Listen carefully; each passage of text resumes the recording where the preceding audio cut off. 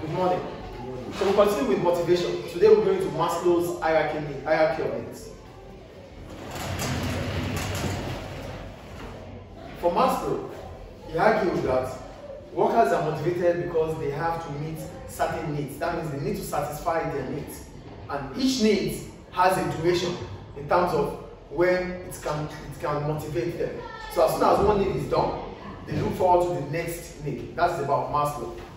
So for Maslow, he argues that some needs are more important than another when it comes to motivating the employees at workplace. Thus, as soon as one need is met, then workers look forward to another on the hierarchy. So we have the hierarchy of needs, which means one need has to be satisfied before the next. They don't move, they don't jump each one. You have to follow it step by step. That's about the hierarchy of needs. So we're going to start with the first one, physiological. For physiological, it's about the basic needs. So as soon as you get a job, as soon as you're looking for a job, because you need to satisfy, you need to get clothing, shelter, feeding. You need to feed, you need to clothe, you need to shelter. So that is the first thing you think about when you are looking for a job. Yes or no? Yes. So as soon as you get the job, you secure the job, the motivation comes, the drive comes from you being able to put money together to be independent. You're independent, you want to live, you are moving away from your parents. So you need independence, right? So that means you need finance for feeding, for clothing, for shelter, basic needs. So this is the first stage in the hierarchy of needs. Do we understand physiological? Yes. So for the need for the physiological needs is about our basic needs. That is why we are motivated at workplace. It's the first point there. As soon as this need is met, it can no longer satisfy us. We need to start looking forward to the next stage. The next stage is safety and security. As soon as you get your job, the next thing you look forward is how conducive is the workplace, the environment of the workplace. Yes or no? So that will determine if you are going to stay or not stay. Isn't it? Is it not the first? No, physiological is the first. You need the job. You can't know more about the job until you start the job. Yes or no? Yes. From the outside, you don't know about the job. You don't know about the working environment. All you care about is your terms of contract, the pay. That's all. Now you're going into the job. As soon as you get into the job, you start thinking about the work environment. Is it an environment that you can continue to stay with? You can continue to stay on or not? Are you guys with me, please? Yes, yes. So here, it's about safety and security. I will talk about health and safety, right? Yes. So most of the time, workers, as soon as they get into that job, if the environment is not conducive for them, they choose to leave. Do you understand the first point there? Yes. So the first thing is, how conducive is the environment, is the workplace? If it is conducive, then the next thing you think about is your security, your job security. Are you sure that the future, going forward of the company, you are part of going forward in the company? That means, is your job secured or not?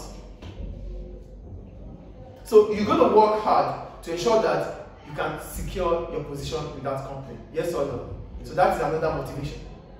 Do you understand the second motivation now? Yes. Which is what? Safety and security. The working environment, how conducive is it? And how are you going to be able to safeguard your job? That is the motivation. Do we understand? Yes. You don't want to go back to the next, you don't want to go backward, right? You want to go forward. And to go forward means this has to be done perfectly. Yes or no? Yes. Any question about that? Any question, please? No. Then go to the third stage. Now that you have a conducive environment, your job is secured. Now you have to think about those you are working with.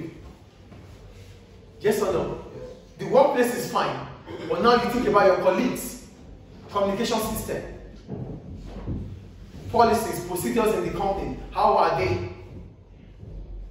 That is the next stage. So this stage is done. So you start looking forward to how information is being passed across within the organization. How do you relate with your friends? How do you relate with your colleagues? Is the work environment allowing you to do that or not? That is the next stage. Do you understand the next stage, please? Yes. Do we understand, guys? Yes. Okay. Then, as soon as this is done, you move on to the next stage. The next stage is where there's what we call esteem need. For whatever job you have done, for whatever effort you put into that job, you're looking forward to getting an applaud for it, a reward for it. Do you get the point here? Now you work with people. You are ensuring that the objectives of the company is met. So you start thinking about the reward you get for they have to recognize your effort. Yes or no? So if your effort is not recognized, it means you are not valued. But you want to feel valued, yes or no? Yes. So that is the next stage. Do you understand this stage? Yes. And the last one is self-actualization. Being the best version of you. Being the best you can be. So as soon as all these are met, then it now depends on you what you really want to become.